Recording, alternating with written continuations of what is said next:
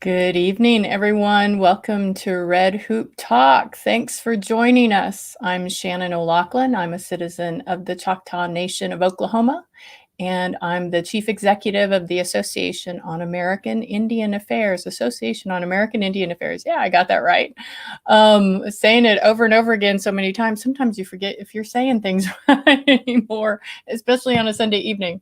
So happy you all could join tonight. We have a very special night, in fact, a very special month. But before we get to that, I'm going to burn a little sage tonight. I've been doing a lot of unpacking. The association this last week had a flood incident. So our entire office was flooded with sewer water, septic tank, which was fun. So we've been in the process of having to get everything packed up and cleaned and moved and taken care of. Hopefully nothing too important was destroyed.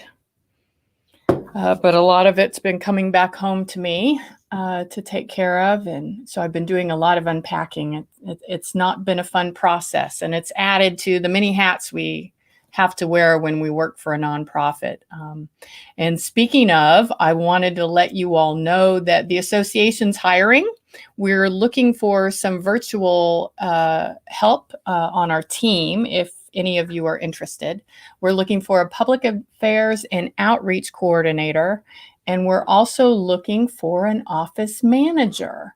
And let me see if I can share the screen so that you can see these job listings. So you're looking at our website right now, and it's www.indian-affairs.org. If you go to resources and job listings, you'll find our job postings and how to apply for these positions. You'll also see that we always have volunteer opportunities available, and we have other Indian country job postings there as well. So please go to our job postings if you might be interested in those jobs. And another thing I wanted to share with you all, I spoke a little bit the last couple of times about work that we were doing regarding repatriation and Harvard. And we sent a letter to Harvard Peabody Museum. I'm not sure why that's blinking, but it's blinking. Telling them that they haven't complied with NAGPRA after 30 years. They have not been consulting with tribes. They have not been working with them in good faith. In fact, they've labeled most of our ancestors as not affiliated with any tribes, even though they have information that would link those tribes to, or link the ancestors to their original territories. I want to make sure that you all are aware of this link, which will take you to a place in our website where you can fill out a form and sign on to our Harvard letter telling them they need to comply with NAGPRA. It's bit.ly/Harvard Free Our Ancestors. Harvard Free Our Ancestors. So please join us. I think we've got close to 500 people, including tribes, museums, academics, lawyers, and others who've signed on to support the work that we're doing to get Harvard to do what they're supposed to be doing under NAGPRA to repatriate our ancestors. Let me stop sharing this. It's still blinking. And now my mouse isn't working. Okay, there we go. As usual, there's always a technical difficulty somewhere. I want to welcome everyone. Hey, Sophia, Lance, welcome, and thanks for introducing yourself. Everyone, please feel free to join us. Tell us who you are, where you're coming from, what your tribe is, and we're looking forward to having you join our conversation tonight. We have a very special month this month. If you didn't know, March is Women's History Month. So all month long, you're going to be inundated with the best Indigenous women on this show. And at the end of the month, a special show with several of our alumni guests so far. Pure Faye is going to join us with some others for our last show of the month. I think that's March 28th. But we've got some great women coming on in tonight and in the next few weeks. Sophia, nice to meet you. Danny Cranmer, aka Sophia Philos. Akcha, I can't ever pronounce that because my Oklahoma tongue doesn't allow me to say it, Sophia. So we're going to have to bring you on just so you can pronounce for us. Thanks, JD. Nice to see you. So let me get on to our wonderful guest tonight, who is the owner of the Postpartum Healing Lodge. Her name is Raeanne Madison. She's Ojibwe from the Crane Clan. She's the owner of the Postpartum Healing Lodge, and you can get there by simply putting in postpartumhealinglodge.com. She provides community education and direct service holistic doula care. She's walked with hundreds of families in the realms of pregnancy, birth, postpartum, and traditional parenting, and has taught thousands more about Indigenous childbearing practices. She is an amazing woman. I'm so glad there's women like her in our lives working with Indigenous ceremony, foods, and parenting to help us heal from historic trauma, and also to help bring our children and our families together in an important way. So let me bring on Raeanne. Here's Raeanne. I got her in the middle of drinking some tea. How are you tonight? Great, thanks. Nice to meet you, Raeanne. And welcome everybody. We've had some more people join us on the chat. Please let us know you're around. Hi, Colleen. Colleen's there, giving us the link for Harvard Free Our Ancestors. So Raeanne, would you be so kind to introduce yourself as to how it would be appropriate for you? Yeah. Ani buju nibishi kwe indijnakas nishnabe kwe indao menwame shika kwe indao dijak ndoniam porian juduba baoting indao. And very quickly, what I said was that my name is Raeanne Madison in English. My Anishinaabe name is Nibishikwe, which means water woman, and I'm from the Crane clan. I am coming to you from Bawating, which in the Anishinaabe language means place of the rapids, also known as Sault Ste. Marie, Michigan.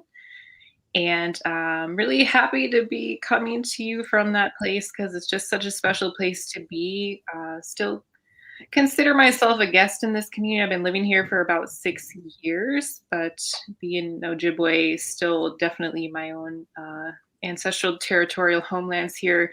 My community, my home reservation is the Boys Fort Band of Chippewa Indians in Nett Lake, Minnesota. Mm-hmm. Ironically, both of those communities are very far north in the United States. Here where I'm at in Sault Ste. Marie, we are as far north as you can go before you reach the false colonial border to Sault Ste. Marie, Canada. So there's just a river separating us between Sault Ste. Marie, Michigan and Sault Ste. Marie, Ontario. So I like this place because right on the St. Mary's River, we're in a real historic place in our people's history. A lot of gatherings have happened here throughout our history. A lot of stories that exist here in this place, and we are right in between. Like the St. Mary's River is what connects Lake Huron and Lake Superior, and it's just a really great place to be doing the work that I get to do, and a really fantastic community that's really welcomed me here. I moved here for work after graduate school and just kind of stayed here, even though I don't work.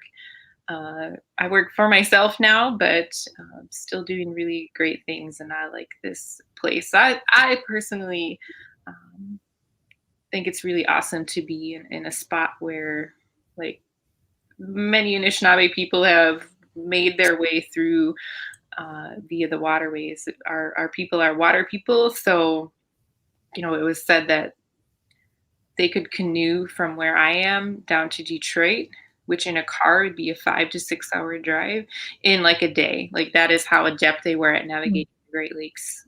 So I just really like this place and happy to be coming to you from Sault Ste. Marie. So, no Starbucks up there, eh?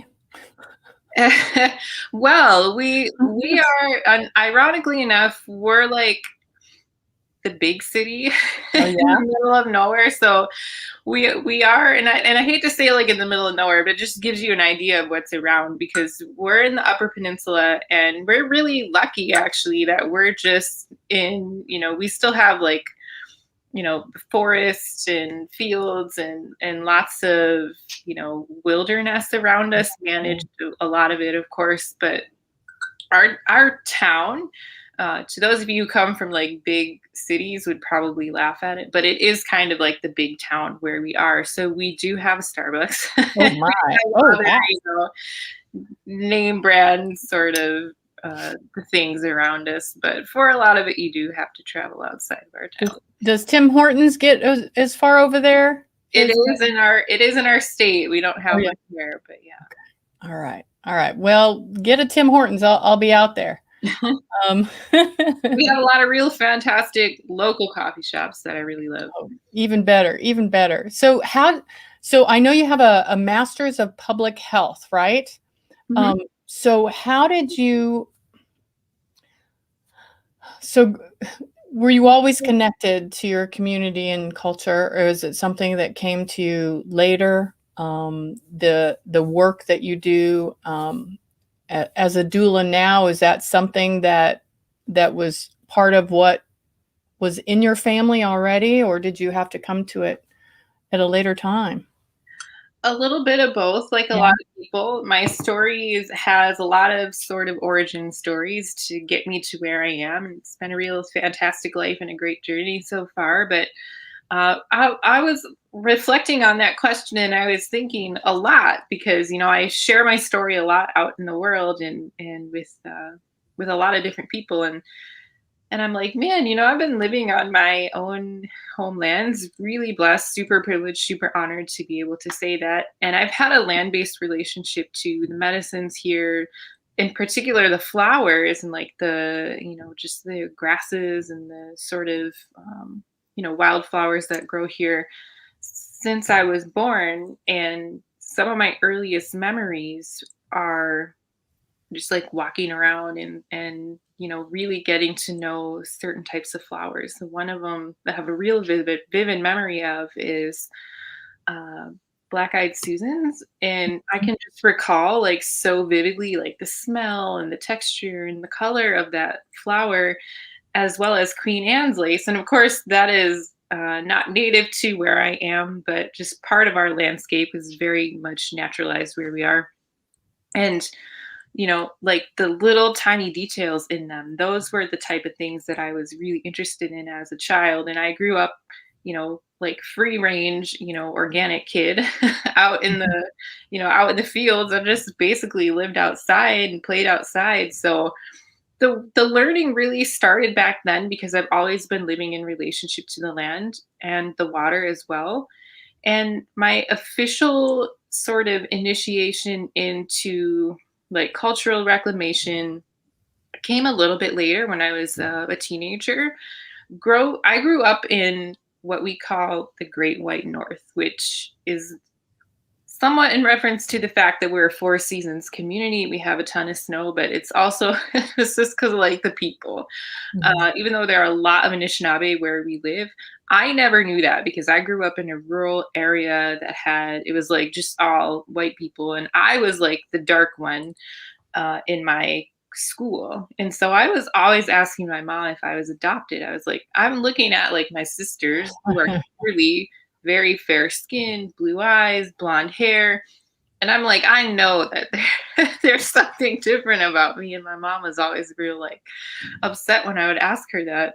But it turns out I was right. My intuition was right because she finally like disclosed to me. It didn't even have to be this way. It's just how she was. She just disclosed to me when I was 13 that I did have a different dad, and that my dad was Ojibwe, and I didn't even really realize that there were, a thriving Anishinaabe community all around me. I just had Mm. no idea because of where I lived, even though I live in the middle of Anishinaabe Aki.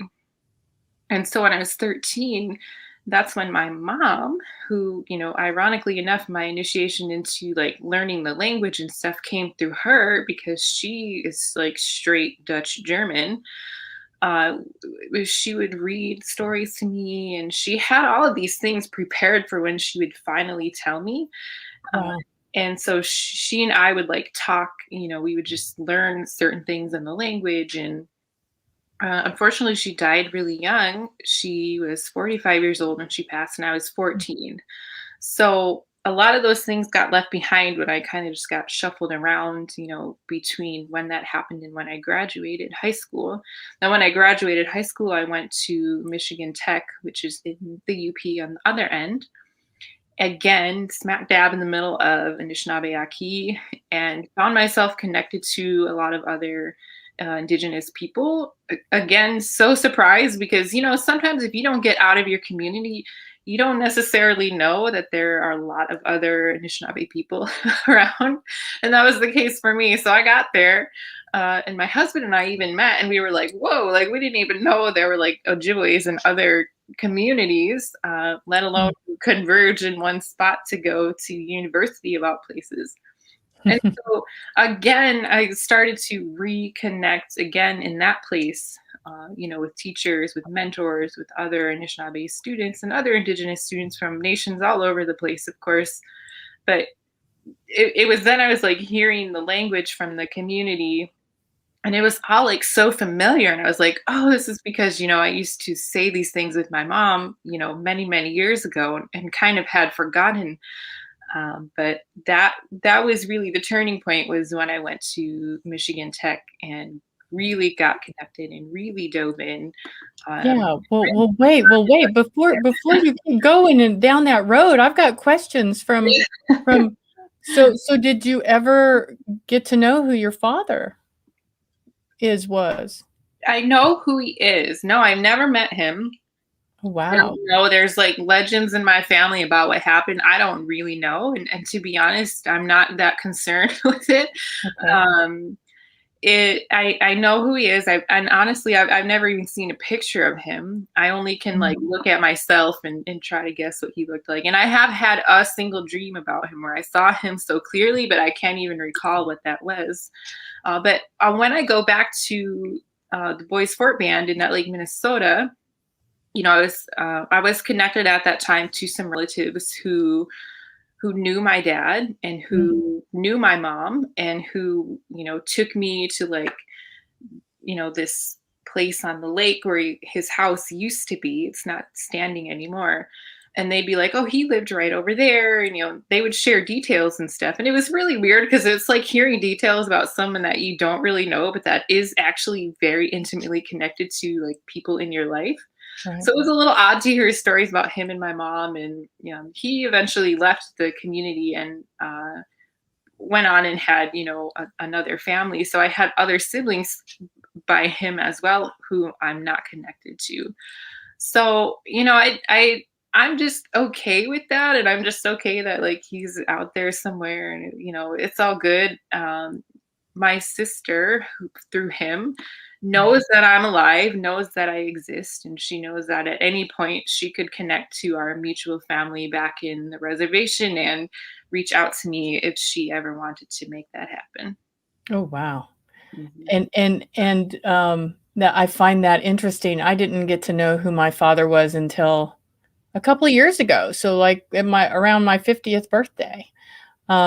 So it is quite unusual to think about someone who's biologically attached to you, but there's no real emotional or other type of connection. So I kind of understand that, and I think some people don't quite. When you've grown up with your parents and you know their identity and their personality, um, it's hard, I think, for people to understand what that's like. Um, Even if you know who they are, but they're distant. So just know that at different times in your life, you may change your mind about that, and that's okay. Mhm. It You do a lot of work with family, and so I know connection has to be important to you. So let's get back into your story, to the university and where you first were really grasping and hearing the language and feeling a stronger tug that you were able to identify. Yeah, it was a really great time. I always say, to my daughter, because she came with me. She was 5 months old when I went there, and I'm like, those are like just really fun times. I really excelled at college. I was really smart. I had, I've been a musician for a long time. I've been playing the flute for over 20 years. So I played the flute and the saxophone in jazz band, and I just had a lot of really great supportive people there. Met a lot of teachers who were really influential to my path and to, you know, just remembering and sort of rediscovering Mm. those medicines, but also really diving into birth work in a real different way than I do than I do it now. I officially trained as a birth doula with a pretty well-known organization, I think like 10 or 11 years ago. And it was a real quick sort of training. It was just like a 2 or 3 day thing on a weekend. And it was real life changing for me in that I have good memories of being there, but I also, the more I started to sink into their philosophy of birth, their scope of practice for so-called doulas, it became very clear that that wasn't the world for me because it didn't really resonate with how I wanted to operate in my community, and it didn't really serve me or the people that I wanted to work with. So I left that behind, and after that, like the rest is history. I mean, I've just taken so many different trainings and worked with so many different people, and it's not like I had, one thing that led me to birth work. It's just been a real constant sort of uh, inquiry, a constant practice, really leaning into the plants themselves and the food. And so, a lot of what I share and teach in the way that I practice is come from just my relationship to the plants. And this goes all the way back to how I was saying, some of my earliest memories truly are like sitting out and just looking at things and like looking at the little, when you peel a Queen Anne's lace and it just has a little teeny tiny like black seed in the very center. Like these are the things that I was thinking of. And so a lot of uh, what has led me to how I work today is just many, many things and a lot of really awesome people who have sort of held me along the way. Right, right. 'Cause I didn't know back then, I'm like I told you before we started up that I'm not a digital native. So social media, like I did not grow up with it. I didn't grow up with the internet. I didn't even have a cell phone until I went to college. And I did not have a smartphone until I got my first job outside of graduate school. So I went a long, long time without really like knowing that there was a whole other world of Indigenous birth workers out there, or even just Indigenous mothers, because we're really the keepers of the knowledge. Doesn't belong to any sort of profession or certification. Mhm. Ours, it's deeply innate and very embodied in ourselves. And I just didn't know, when I first started off. Mm. So, it wasn't like the magical, awakening that happened. It was just kind of a lot of gradual things that led me to this. And I have actually tried to walk away from this because the work, when you become aware of just how our ceremonies of life and birth have been like so extracted and commodified and just sort of really um, treated very disrespectfully. It is really hard. It's a lot to hold. And it was a lot for me to work with birthing people and to see like how they were treated and how their babies were treated. And there's really not much you can do when you're working against this whole system. And so I got so burnt out and so tired that I tried to leave birth work. And I was like, just really trying to find my way and find the path that my ancestors wanted me to walk on. I'm like, this can't be it. I'll die young if I stay on this path because it's so stressful. And I was like in this sweat lodge, and I was just praying and crying as it is, and I'm like, just like show me, just like show me a sign. That's what I said. And like, you should be careful what you wish for, right? So I was in this lodge and I was just like waiting, waiting, waiting. And I could just like feel that there was this spider coming down. And it came down onto my shoulder. And in our culture, and a lot of indigenous cultures probably share a very similar type of origin story to the spider. Like the spider really represents like the weaving of life, and in a lot of cultures, it is a caretaker of birth. Like Uh, a grandmother type. yeah, Yeah. yeah, yeah. Mhm. And I was like, well, that's a pretty, pretty clear sign. So I was like, I gotta, get strong and get more confident. That was about maybe like 8 years ago or so. Um, after about 2 or 3 years of just really like grinding sort of birth work. So now I have a much different philosophy. I do things a lot differently, and kind of blazed the way where there wasn't one, but also connected with a lot of people who are doing very similar things, uh, much more community oriented in this. Yeah, and this and so what you talk about on your website is that you've pulled, cultural values, ceremonies, food, herbs, other things from Anishinaabe culture, and so that's kind of your perspective and the way you serve through. So can you talk a little bit about how you gathered that information? Because I look at you, you're a young woman, you have two beautiful children. Um, how did you ever have the time? It must have been intensive community work, or was it something that just naturally came to you, um, as gifts from Yeah, people yeah. who were also doing the work? I think a little bit of both. So, like I said, I definitely have to give acknowledgement to a lot of really fantastic people that I've gotten to learn from directly. And people have always called on me to help them out, even if it was boundary crossing, if they were like texting me at, in the middle of the night, just asking me stuff, they had a baby and they needed help with breastfeeding, or, they were having trouble bonding with the baby, or, they were struggling after, a difficult birth, or, they just had questions about things. And, I just saw that people really needed a lot of support. And that's when I started to really shift the way that I work to focus more on postpartum, prenatal support and postpartum support rather than the moment of birth, because Mhm. birth work, the sort of commercialized world of birth work is so like focused on the moment of birth, almost in a way it's almost kind of fetishizing of birth.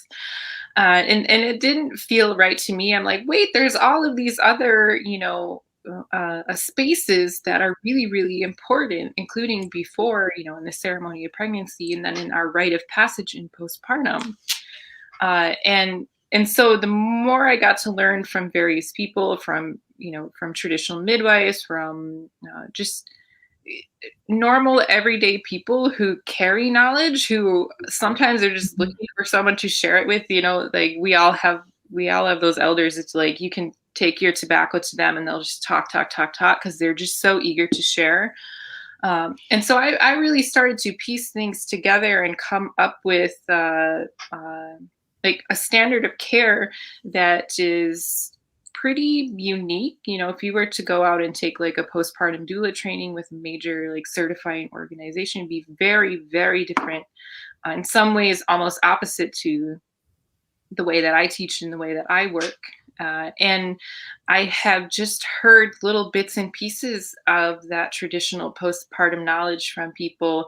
And most of the time, it's real old people in our community. And they don't, it's almost like there's a whole generation who, they're just like so hardworking, and they were really at the hands of like just our policies, and having to go straight back to work. So there's almost like a whole generation who missed out on that.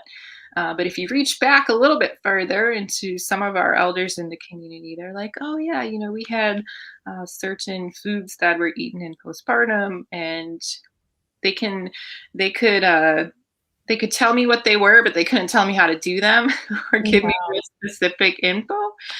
So I just have been like reaching around and finding, but also praying over it. I really use my tobacco a lot in my work. That's really what guides me, because everything that I do, everything that I share, it gets prayed over with tobacco, and I don't do anything until I first have permission. Um, and honestly, a lot of dreams. I mentioned that in the at the beginning of the discussion, but that's a real important uh, sort of methodology to me. And I know that there's a paper out there. It's called "Dreaming is an Indigenous Methodology," research methodology, and so that combined with using my tobacco has been really Mm. transformative, because I'll just be like, I need to know how this plant is used. Show me how. And I'll put out my tobacco, and the plant will like show up to me and just give me like a real clear, instruction on how it is to be used. So it's very much a web of all of the above. So learning from teachers, my own experiences as a mother working with people for a long, long time, um, reading and piecing together stories, and then also praying directly to the plants and the foods. Mm. Wow. So what does it there's a couple of questions. One is I know that there's men who watch our show quite religiously, and I don't want them to feel excluded. And so one of the questions I wanted to ask you tonight is, why is this important to men, in the male half of us, of others? Yeah, it is really, I mean, it preserving our practices around birth and postpartum are, they really should be the priority for all of us, because we all have to be born and we have to be sustained, and we we can't lose these things, because we'll lose who we are. They're really foundational to who we are. So we should all be extremely highly invested in preserving these things. Um, it's something that I don't see a lot from a lot of like high level, I don't see a lot of like tribal councils, and I just don't see anyone out there, talking about this. And so I'm just like, hey, it's really important, because if we lose it, we'll lose who we are. I had an elder who said, "Will our grandkids will read a book about how we used to be." And we don't want that to happen, right? We want them to read a book and be like, whoa, we were part of this huge transformation back to how we used to be, rather than we lost who we were. So that's important to me, and why it should matter to men is because it is really like a source of pride, or it is like the care and intention that is put into these spaces, into conceiving a child, into birthing them, into creating the environment that's going to um, best support that birthing person. In our way, it is almost like you can look at them and see like how much love and how much care they put into it. And there's like real old stories about how if men didn't do like a good enough job building the lodge, or like making the environment just so pristine and so warm and so perfect for this birthing person, it's kind of like you have to redo that, homie, because it's not it's not good enough. Because that's how we are. Sometimes we're real no nonsense people like that. And so it's like don't you want to have that pride? Don't you want to have that the respect and integrity and don't you want to be invested in this because it is so important to who we are. It's literally our origin story. It began with a pregnant woman. Uh, Mhm. so we should all be doing the absolute most to make sure that pregnancy, birth, and postpartum are really preserved and really protected. So Indian Health Service, do they have any alternatives for women giving birth that No, you're the situation out here, it's a little different. Like in our state we have 12 now federally recognized Indian tribes in our state, and we have a handful of communities who are not federally recognized yet, but who are seeking federal recognition. And then we have quite a few large urban centers as well. I have a lot, thousands of people who live in the cities, and it's real interesting because in all 12 of those communities, we have health centers, and we have traditional medicine and all of that. Mhm. There aren't any prenatal care providers to my knowledge, at least as of 2 years ago when I last checked on that. And there aren't many pediatricians. Like we don't have, just like the circle of care around perinatal health is, leaves a lot to be desired. There are, we have a real strong, home visiting system. We have a real strong like Head Start system. There are pieces of that, but the systems themselves, it's basically you go to the hospital, and that is like the care that you receive. But there are people who do their own thing, like me in my second pregnancy. I was just not at all interested in going to the hospital. I wasn't going to pay someone else $100 an hour to to tell me how much I weigh. Like I can do that shit at home. So with the guidance of my midwife who operated totally outside of the system, we did our own thing in that way, and I had my baby at home. But it's very out of the ordinary for that to happen. Mhm. And so I'm really inspired by this conversation around how birthing knowledge, it really is the people's knowledge, and so it should be so ingrained. It is. We just need, a little encouragement, a little nudging to pull that out. But we got to do a lot of severing of our reliance on those outside systems because there's just so many poor outcomes for Native American people in those systems, and it's really heart wrenching when you like kind of become aware of how it really is. Yeah, yeah, for sure. So tell me a little bit about, and I want to bring up your website here in a minute, but tell me a little bit about what it means to have a.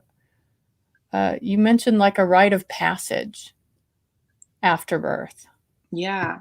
Yeah. So in our way, we have a lot of rites of passage that sort of commemorate special moments in our life when we are sort of in between one moment in life and the next. And, it happens at our own birth, it happens in our puberty and coming of age ceremonies, weddings, postpartum ceremonies, as well as funerals. They are like these moments in time where there's something really special happening to that person, and we don't want to rush through it. We can't skip it. We don't want to lose the important lessons and just the special time that happens. These are rite of passage ceremonies.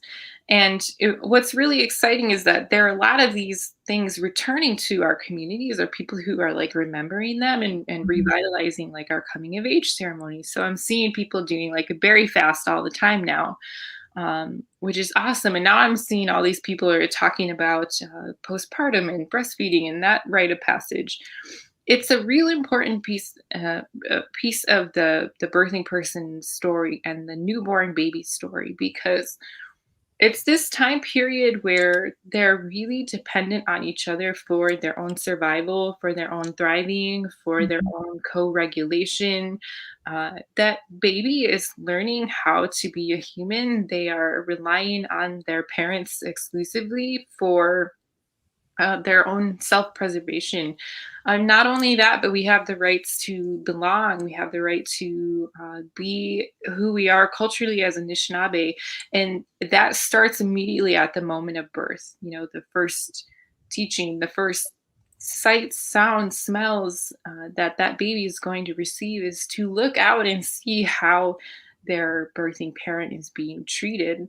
And so it's really in our best interest to ensure that the first thing that they see is that this is a safe and good and awesome place to be, and that the very first teaching that they receive is that they belong and that they're Anishinaabe. That's really, really important. There's a lot of physiological things going on in the body of the birthing person and the newborn baby as well. So imagine if we just skipped that, like a lot of us, and our parents, they didn't get to have that really important rite of passage. And so we say that, that can catch up with us later in life. Menopause will hit you like a train wreck if you didn't take time in your postpartum to come back together and bring balance back to your body. Um, you know, um, the first menstrual period after birth is just going to hit you really hard. You'll have a Mhm. lot more pain. You can have more hormonal imbalances. So it's really, really important that we slow down and take that time and follow the traditional protocols, because they are life preserving, not only in that moment, but later on. Yeah, for sure. Well, maybe that's my problem then. I didn't do what I needed to do, and now I'm suffering for it. And I thought it was a little interesting that you talked about the different rites of passage, and you said postpartum, and then you said death. I'm like, wait a minute, is Yeah, there any I, kind I said I should have said of right in the menopause. middle? I knew I was forgetting one more. Yeah, so what's is there a rite of passage for after parenthood or menopause or for men? I don't know if they have any kind of like after parenthood. They seem to be virile regardless of their age. So where ours is kind of constrained. So what happens after postpartum? And do you also support that?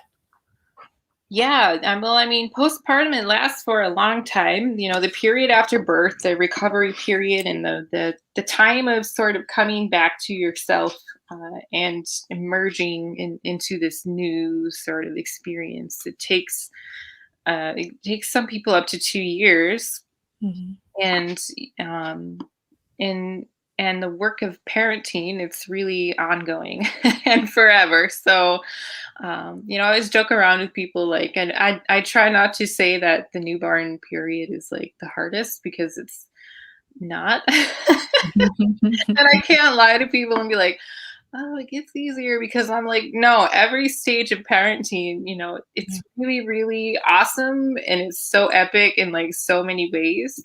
But it's really hard also. It's really, really hard. So in our way, adulthood is just all about getting things done.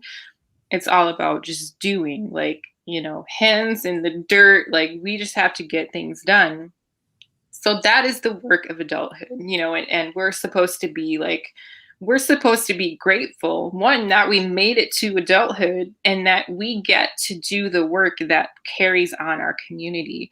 While Mhm. our children get to be children, while our teenagers learn how to become adults, and while our elders carry on that wisdom and the knowledge keeping, and just enjoy the life that they've earned, uh, our job is to just, grindstone.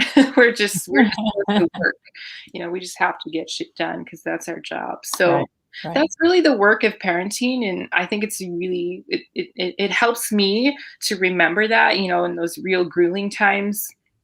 I have both a preteen and a toddler right now. So some days I'm just like, man, what, like, this is so hard. But I'm like, you know what? Like, you got to get it done. You got to be strong because you're Anishinaabe, and this is the time of life for you. I can slow down and, take all of the time I want when I become an elder, whenever that'll be. It's going to be a long, long time from now. Oof. Yes, So yes. yeah, our job now is to just, hold that space for our kids, and really find our community. And I find that so hard right now because we're so isolated, and a lot of our, uh, because of the pandemic. I know that people are really struggling, myself included. So Yeah. Yeah. it's a little tough right now. How is, have you been able to participate with women during this time, or has it been, I mean, I'm sure you can do phone calls and Zoom calls, but I can imagine that's certainly not the same.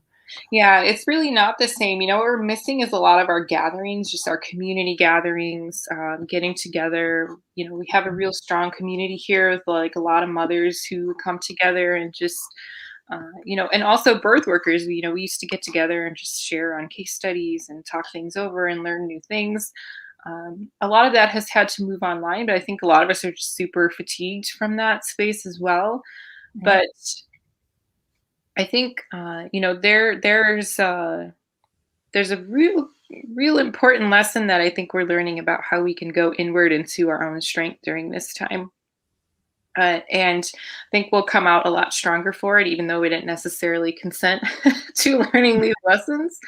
But in terms of my own practice, my own birth work practice, I did start a virtual doula practice maybe about 8 months ago or something, officially.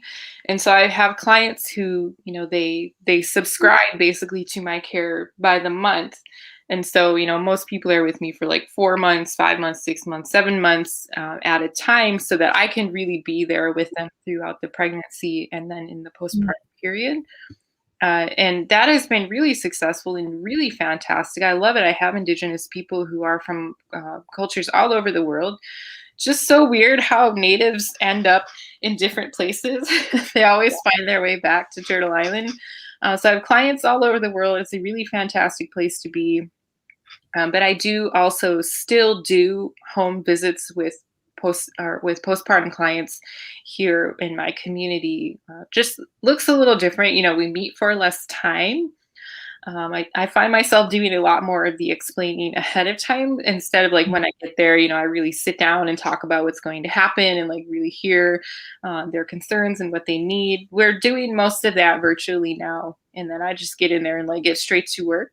But I also do a lot of meal preparation, grocery pickup, WIC pickup for people who are, isolating or who just had a baby who aren't running to the store, Right. so that they have just all of the food that they need ready to go when they get home with the baby. So that's really fulfilling. It's just an interesting place to be, but the people that I get to work with are just really awesome. So it's just fun, and I enjoy it, even though I have to, I wear the mask and I come with a big ass face shield. And sometimes my clients will also wear a mask. Sometimes they won't. I did get COVID last year, Oh, so no. hopefully I have some antibodies built up from that.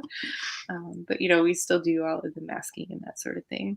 Oh, that must have been hard for your family, and being a mom and such an intimate mother that you are. I'm gonna pull up uh, your website. Let's see here. Here we are. And so just letting everyone know, postpartumhealinglodge.com, right?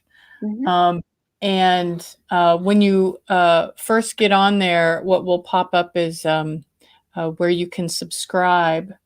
And I think you get some free recipes, right? Yeah, I do have a sampler of a recipe cookbook that I've written, and I think there's like 9 or so recipes in there. They're really awesome.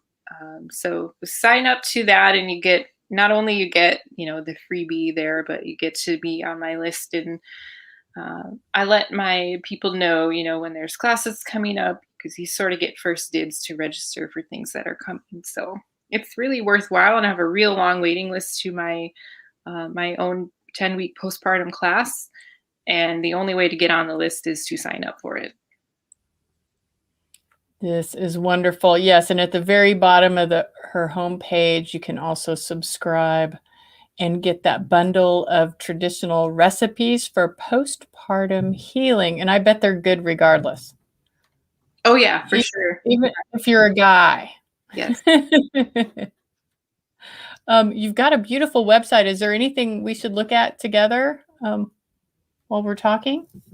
No, I think that's good. People can go on there and look around. I do offer, I have a lot of educational opportunities for people. So people who are really interested in just having like some guidance as to how they can learn some of the things that I know, and really not even that. It's more in returning to your own embodied knowledge and to remembering the medicine that's within you and how you can courageously step out into the community to serve.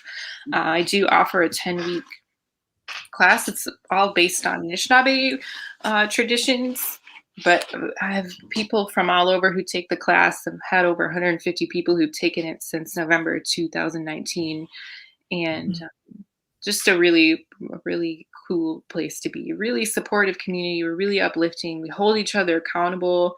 Um, we truly operate with a lot of integrity, and that's really unlike any other postpartum training out there. So if people wanted to read into that, the next time I'm going to open that up is in April. So in just a few weeks, I'll be ready to launch another cohort of that experience. Wow. Are most of your clients there in the area? Or I know you mentioned you work with people all over the world. So how do they get the benefit of some of the herbs and the food? Are folks from other places able to still partake in that? Or do Yeah. you? Yep. So we do a lot of planning together. Yeah. And it helps to know that the people that come to me, they're already really invested in this. I'm rarely starting at ground zero with people and having to convince them of anything. Like people that they know before they even are pregnant that they want to work with me. So they're really like invested in it to begin with. So they're ready to get their own herbs. They're ready to do their own cooking. A lot of it is done prenatally because they're planning ahead for their postpartum, which is exactly, the goal. I can just like rest easy knowing that my clients are well cared for, and they'll do so in, the bubble that they've created, family and friends around them who can help them. And it's interesting. I'm working with clients in other countries where like COVID isn't really there. And so they're just like free to live their lives. And it's very, very different to how it is here.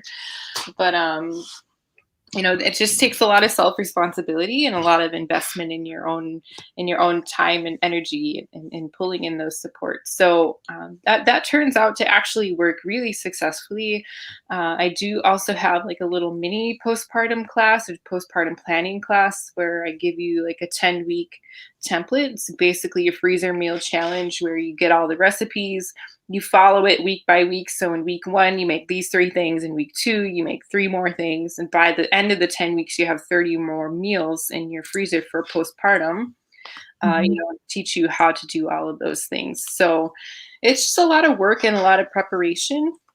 Yeah. But a lot of the work is also just sitting with people and hearing them out, doing a lot of encouraging, sharing like, what are the cultural practices?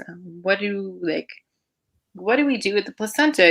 Like I'm not going to share that here tonight, but that's a big thing that people want to know. So I help not only with those, like material things that make postpartum easier, but in the spiritual and cultural side of it to the best of my ability, and also linking them to other resources so they can find their own answers as well. Right. So Lance, one of our regular listeners, is asking you to define postpartum. Yeah, there's a lot of confusion because a postpartum it almost has become like a shorthand or a like an abbreviation for postpartum depression or postpartum mood disorders, but that's not the original intention of the word. The word postpartum, it just literally means after birth or after pregnancy.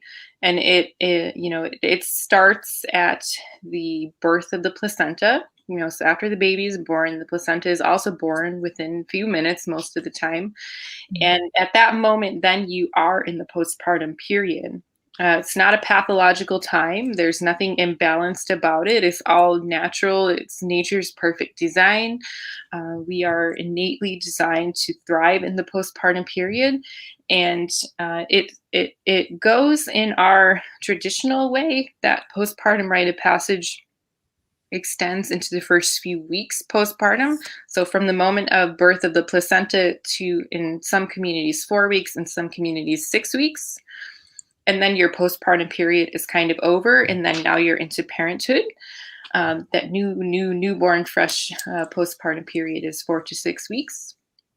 And then, the coming back to yourself, it is almost forever. So you're always postpartum, but the time period that I'm specifically concerned with is those first 4 to 6 weeks after birth.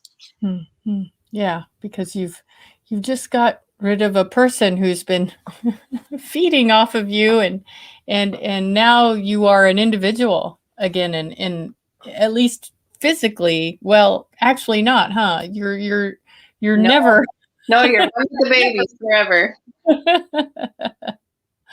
Oh man. Yeah, so I'm really trying to get us all, and I'm not the only one. I didn't come up with any of these concepts, but I'm really trying to get us to stop saying postpartum when we're talking about like postpartum depression, because then it becomes real stigmatized, and there's like this veil of like shame and secrecy around it, and we're missing all of the really important things that are happening in postpartum.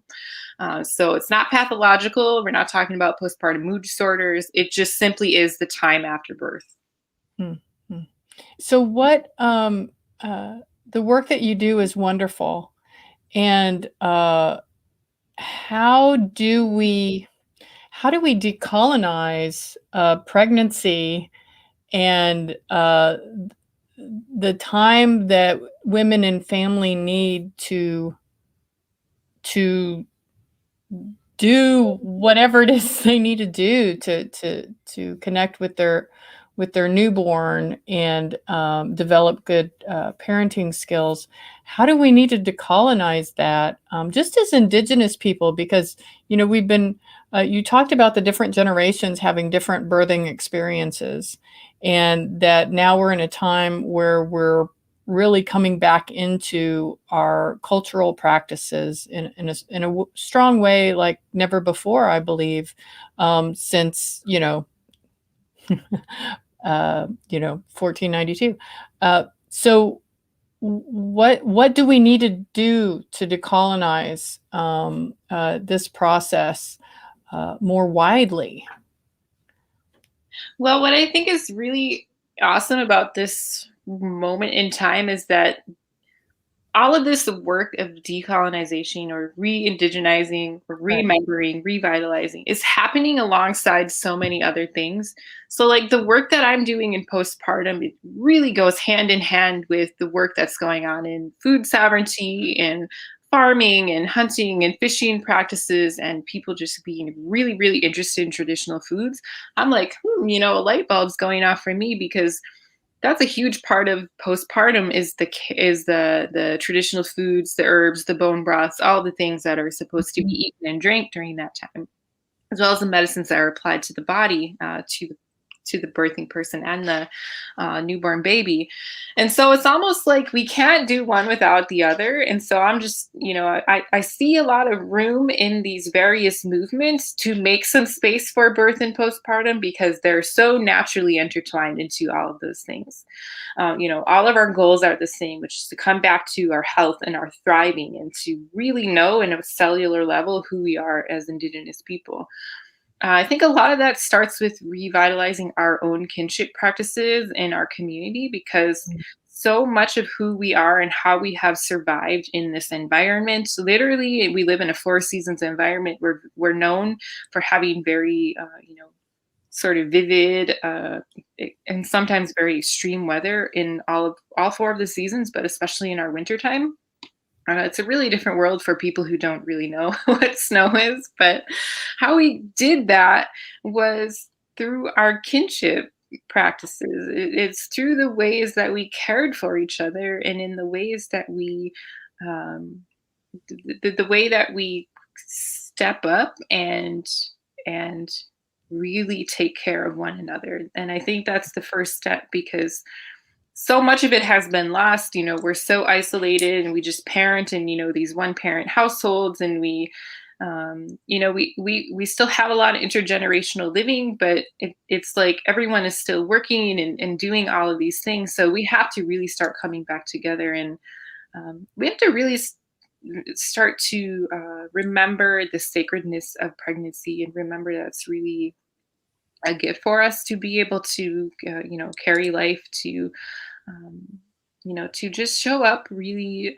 non-judgmentally and to ask how we can be of service. I think that's a good place to start. And then I just always start with my tobacco. It's like if you want to know the answers to what you need to know, you start with your tobacco because that'll show you the way. I can't speak on behalf of all communities. I can't even really speak on behalf of all Anishinaabe, all Ojibwe's, because we're so different, and divergent thinking is like a real important value to us.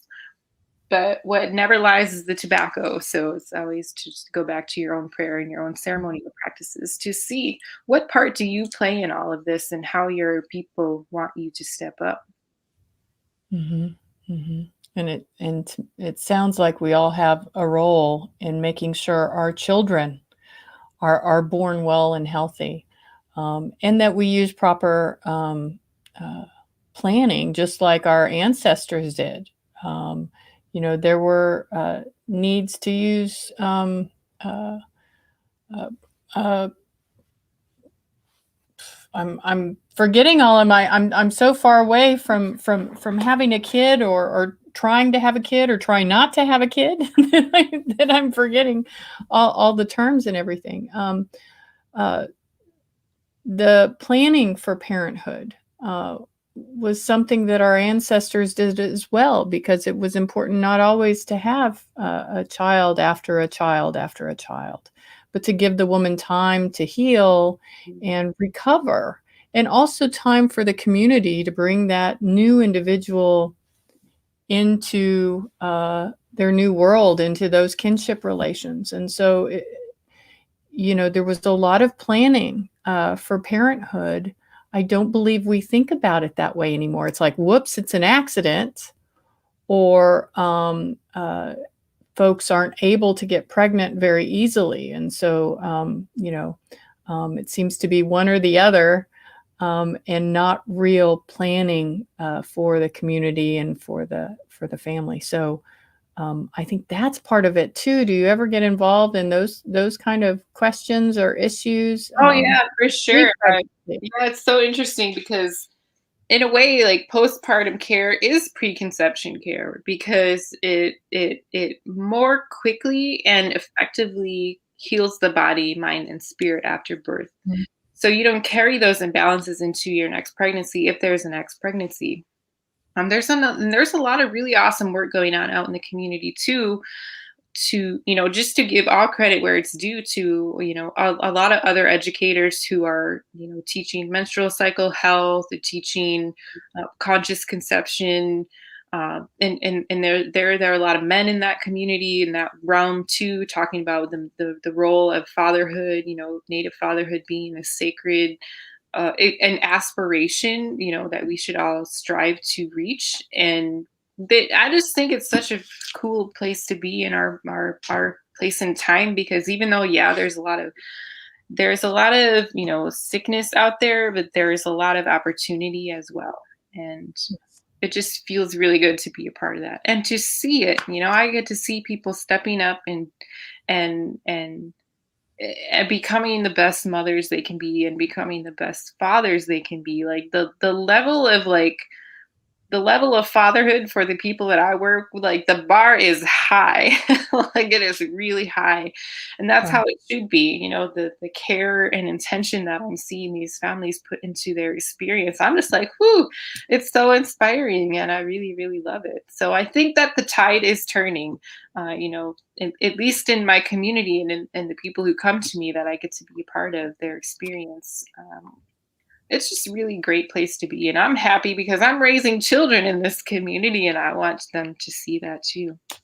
Mm, so powerful. I'm so grateful that you were able to spend some time with us, Raeanne. I know that you have a family there that you need to get to, so you can't spend too much more time with us. But is there anything else that we've forgotten to talk about on this subject that you'd like to make sure that we know?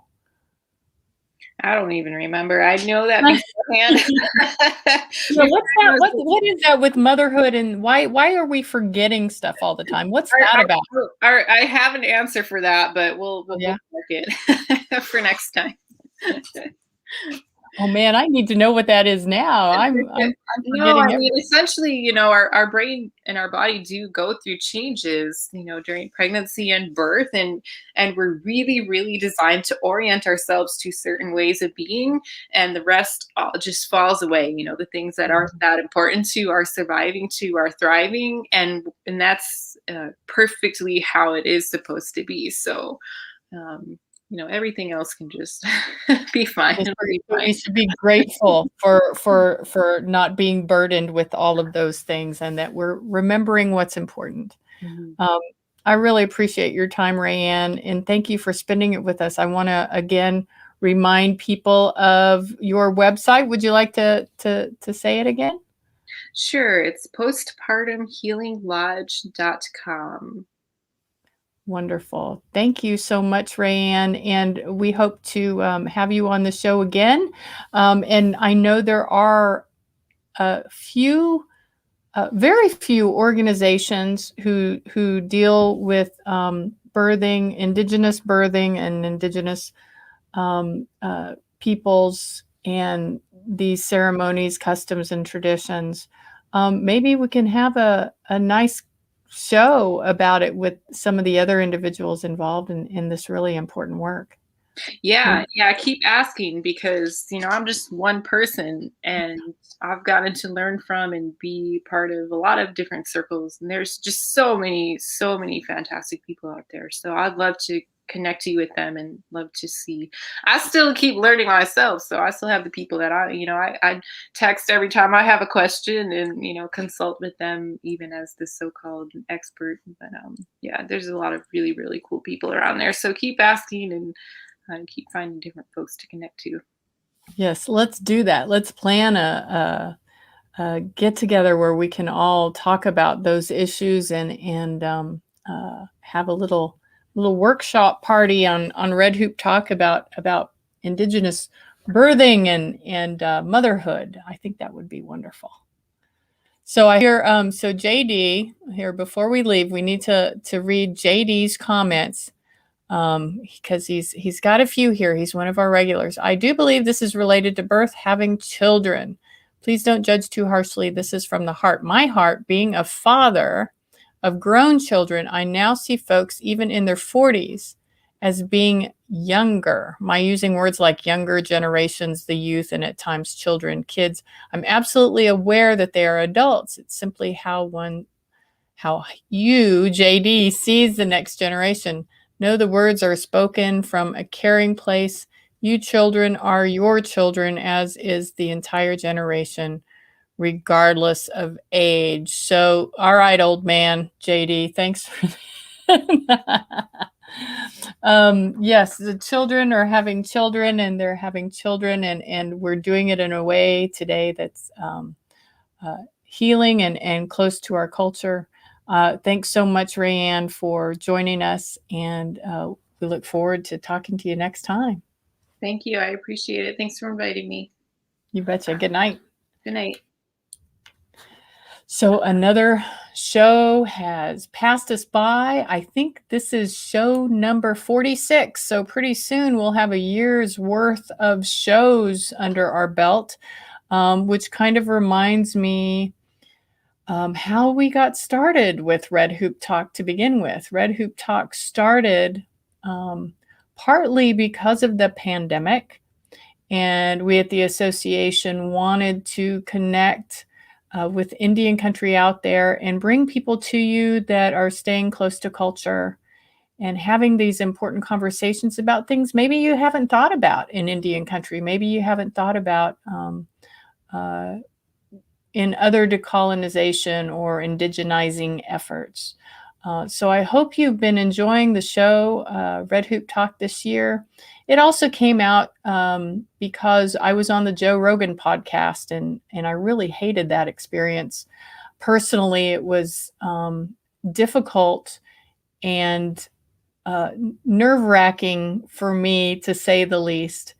And so Roy and I got together about that and said, maybe we should just do our own show. And so that's how Red Hoop Talk got started. And we hope you've been enjoying it. You will see some changes in the future of Red Hoop Talk. I think in April, we're going to start some potential new programming where we don't just provide guests that we can have fun with and talk to, but that we can provide like think tank workshops where we can bring folks together who have certain expertise in Indian country, and where we can really get down to the nitty gritty about some issues that are happening in Indian country or things that we'd like to see changed in Indian country. So as always, please let us know if you have any comments, suggestions, guests, issues you want discussed on Red Hoop Talk. And please, please, please subscribe to our YouTube channel. We enjoy you on Facebook and on Twitter, but the money comes from YouTube. So if we can get you to subscribe on YouTube, we'll be closer to monetizing the show. And that funding and any funding from the show goes to the Association on American Indian Affairs and our programs. As you know, we're the oldest nonprofit serving Indian country. JD, thank you. Oh, who said that? No, Lance. Lance said that he saw that show. Joe was driving me nuts. Yes, it was a difficult show. And I don't think I responded as Rogan expected me to either. So I think it was difficult for him as well. So yes, I did tell Joe that he needs better books. He's also a really short guy. I guess I was expecting, Joe Rogan, the Joe Rogan Experience, this big, muscular, guy who's into boxing or wrestling or whatever it is. And I was taller than him. And I don't know about you women out there, but if you're a taller kind of woman like me, or as one short guy told me, said, "Oh, you must have grown up on the farm. You've had a lot of milk, right?" And I'm like, "Yeah, I'm a big girl." It's always interesting when you are dealing with men who are a little shorter than you. I'm talking to you, Hopis out there, and Pueblo folks. It's always nice to have a tall man around the house. So anyway, as I continue to dig a big hole for myself to jump into, I love all of you, short or tall, but Joe Rogan is short, and it's not what I expected. Anyway, I'm going off the deep end. Who's thinking of Roy? I think Roy's doing well. I haven't heard from him, except that he's probably busy with work. So again, thanks everyone for joining us. Next week, we're going to have another wonderful woman on. I think it's someone from Navajo. So please join us for the show next Sunday, 7 p.m. Eastern, and we'll see you soon. Yakoki. Bye.